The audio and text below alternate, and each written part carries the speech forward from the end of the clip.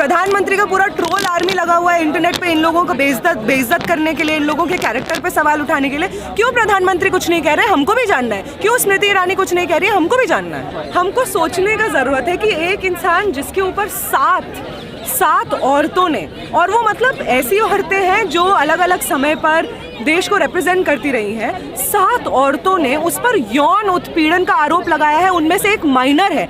ऐसे इंसान को हिम्मत कैसे होती है कि वो डराने की कोशिश कर रहा है जो कंप्लेनेंट्स हैं उनको, ये कह रहा है कि तुम जो न्याय की डिमांड कर रहे हो उसके विरोध में हम लोग एक आंदोलन खड़ा कर देंगे।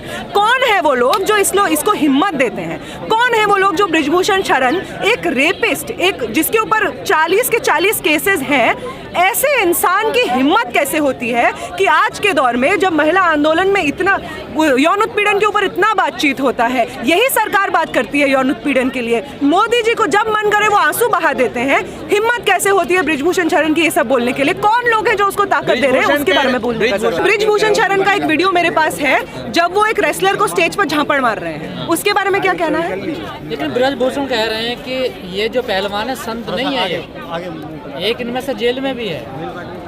सर आप पे 40 मुकदमे हैं, आप भी संत नहीं है। बदनाम कोई कब, मतलब कैसे होता है? बदनाम कोई तब होता है जब सेक्सुअल हरासमेंट हुआ है, ये आवाज़ उठती है, या सेक्सुअल हैरेसर्स को आप अपने पार्टी में, अपने पॉलिटिकल ऑर्गेनाइजेशन में जगह देते हैं, तब बदनाम होता है। आपको बदनामी का इतना डर है तो अपने पॉलिटिकल ऑर्गेनाइजेशन में जितने रेपिस्ट, मर्डरर, जेनोसाइड करने वाले, मुसलमानों की हत्या करने वाले लोग हैं उनको हटा दीजिए, नहीं होंगे बदनाम। लोग आपको शाबाशी देंगे कि आप तो स्टैंड ले रहे हैं, आप चाहते हैं कि एक बेहतर देश बने, लोग आपस में भाईचारे से रहे, ये लोग आपके बारे में कहेंगे। मत होने दीजिए अपने। राजनीति कर रहे हैं, आगे चल के विधायकी का चुनाव लड़ेंगे हरियाणा में लोग। कौन है ये लोग? राजनीति तो आप भी कर रहे हैं, आप क्यों नहीं हट जा रहे? आपके ऊपर जब इतना सारा केस है, राजनीति करने का क्या मतलब है? जब किसी के मूलभूत अधिकारों का हनन होता है और वो अपने अधिकार मारने के लिए जाता है, उसको आप राजनीति कहेंगे? या वो इंसान जो कह रहा है कि अरे हम भी बांट देंगे, हम तो 2 हिस्सों में बांट देंगे, अपना आंदोलन खड़ा कर देंगे, हमारे पास बहुत सपोर्ट है, वो राजनीति कर रहा है? तो फिर यहाँ राजनीतिक नारा क्यों लगाया जा रहा है? राजनीतिक नारा इसलिए लगाया जा रहा है क्योंकि बृजभूषण शरण एक राजनीतिक पार्टी से आते हैं। वो लोग जो बृजभूषण शरण को अपना पार्टी का हिस्सा बता के उनको एमपी की सीट दिलवाए हैं, वो लोग एक राजनीतिक पार्टी से आते हैं। यौन उत्पीड़न के खिलाफ क्या कार्रवाई होगी, WFI एज एन ऑर्गेनाइजेशन कैसे काम करेगा, ये एक राजनीति के तहत डिसाइड होता है। इसलिए ये आंदोलन सुप्रीम कोर्ट ने केस को बंद कर दिया है, हाई कोर्ट भेज दिया है, आज ही का फैसला है, क्या कहेंगे इस पर? इस पे रेसलर्स बात कर रहे हैं कि आगे इसका क्या कार्रवाई रहे। एक टीम ऑफ लॉयर्स भी यहाँ पे आया हुआ था जो कह रहा था कि कोर्ट के भी जितने दरवाजे खटखटाने पड़ेंगे हम खटखटाएंगे, आप जमीन पर बने रहिए। ये भी एक मिनट वो कपिल सिब्बल जो है 50 लाख रुपए फीस कहाँ से लाते हैं? कहाँ से फंडिंग आ रही है? प्रो बोनो हो रहा है। कपिल सिब्बल को रखा है, 50 लाख रुपए फीस लेते हैं, वो कहाँ से पैसा? यहाँ पे जो रेसलर्स हैं वो इंटरनेशनल रेप्यूट के रेसलर्स हैं। कहाँ से आया? वो इंटरनेशनल रेप्यूट के रेसलर्स हैं। बृजभूषण शरण से पूछना चाहिए, ये जो आप तमाम ये सब प्रोग्राम करवाते रहते हैं, अपना स्कूल खुलवाते रहते हैं सेक्सुअल हैरेसर होने के बाद, आपके पास कहाँ से पैसा आता है? ये इंटरनेशनल रेप्यूट के रेसलर्स हैं। तमाम यहाँ पे जो जनता है उसका समर्थन उनको है। वो चंदा अगर करने को बोलेंगे तो 1-1 रुपया जमा करके हम पैसा जमा करेंगे ताकि वो कोर्ट में केस लड़ सके। मैडम सवाल ये है कि जब आपके साथ शोषण हो रहा था तो इतने दिन से आप कहाँ थे? ये सवाल जो है कि आपने इतना देर में कंप्लेन क्यों किया, ये सवाल एकदम नया सवाल नहीं है। हम लोग बार-बार जब भी, पहली बात तो सेक्सुअल हरासमेंट क्या होता है, अगर हम लोग ये समझ जाए तो ये सवाल पूछना बंद कर देंगे। सेक्सुअल हरासमेंट ऐसा नहीं हो, सिर्फ वो नहीं होता है कि सड़क पे कोई लड़की चल रही है और 4 लड़के आपस में सीटी मार के उसको छेड़ दिए, सिर्फ वो सेक्सुअल हरासमेंट नहीं होता है। सिर्फ सेक्सुअल हरासमेंट सिर्फ वो नहीं होता है। सेक्सुअल हरासमेंट का मतलब होता है कि जिस समाज में आप एग्जिस्ट करते हैं, जिन स्ट्रक्चर्स का आप हिस्सा हैं, उस स्ट्रक्चर में सत्ता का ऊंच नीच होता है। उस सत्ता का ऊंच नीच का इस्तेमाल करके आप, बृजभूषण शरण WFI के चीफ हैं, उनका एक बहुत बड़ा तबका है जहाँ पे वो काम करते हैं, एक गुंडे हैं वो, अपने उसके बाहुबली हैं वो अपने एरिया के। ऐसे इंसान जिसके पास इतना पावर है कि उनका अगर मन करे, ये रेसलर्स जो यहाँ पे प्रोटेस्ट कर रहे हैं, इन्होंने खुद अपने इंटरव्यूज़ में कहा है कि इनको सोशल बॉयकॉट झेलना पड़ा है। इनको जो तमाम उसके लिए बुलाया जाता था फेलोशिप्स, ट्रेनिंग प्रोग्राम्स के लिए, वो नहीं बुलाया जा रहा है, लोग इनसे बात नहीं करना चाह रहे हैं। इनको ये तक बोला गया है कि तुम्हारे परिवार का वो इंसान उस रास्ते से जाता है, हमें पता है, देख लेना कहीं कहीं उसकी मौत ना हो जाए, ये सब उनको बोला गया है। ऐसा इंसान जिसके पास उसके WFI का चीफ, जिसके पास WFI में रेसलिंग के तहत जुड़ी हुई महिलाओं में रेसलिंग कर रही महिलाओं का तमाम फ्यूचर का डिसीजंस है।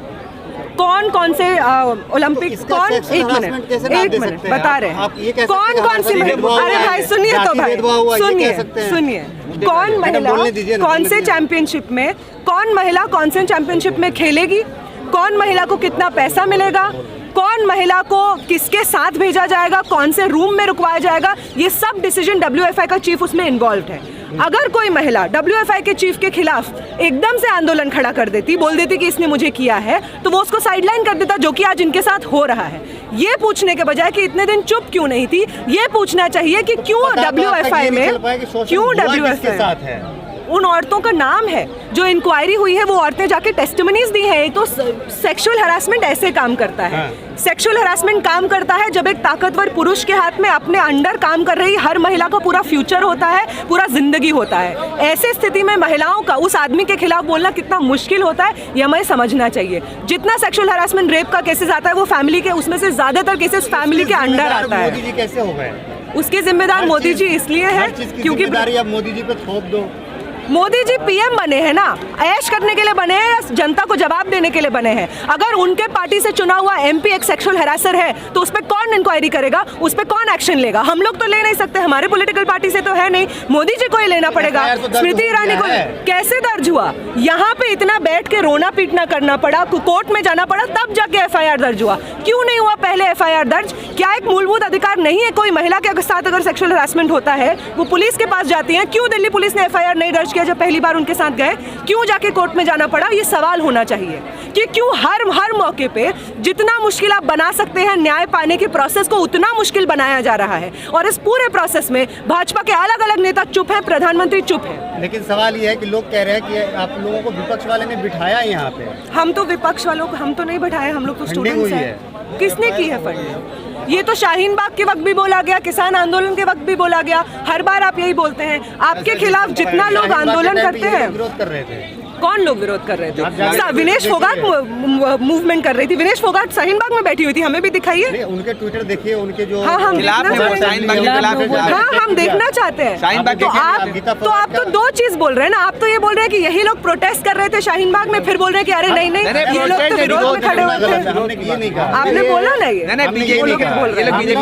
उस टाइम पे विरोध कर रहे थे उन लोगों का, शाहीन बाग में पैसा मिलता है, बिल्कुल कर रहे हैं, बिरयानी बढ़ रहा है, वो बिल्कुल विरोध कर रहे थे।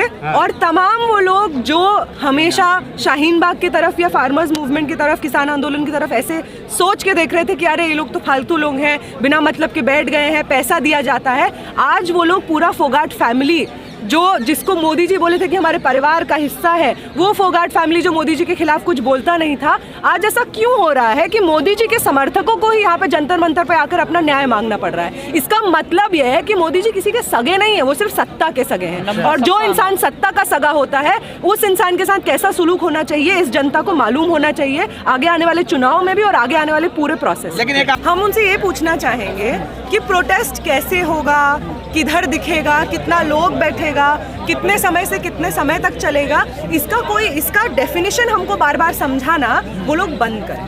प्रोटेस्ट तब होता है जब जो तमाम मीडियम्स हैं, इंस्टीट्यूशंस हैं, जो गारंटी करते हैं कि अगर आपके राइट्स का हनन होता है तो आप हमारे पास आ सकते हैं, हम आपको रिलीफ देंगे, जब वो फेल कर जाते हैं। यहाँ पे भी प्रोटेस्ट में इसलिए औरतें बैठी हुई हैं क्योंकि जनवरी में जब वो यहाँ पे आके बैठी थी और उनको जो झूठा आश्वासन दिया था, उसके बाद कोई कार्रवाई नहीं हुई बृजभूषण शरण के ऊपर, इसलिए मजबूरन उनको जंतर मंतर पे आके बैठना पड़ा।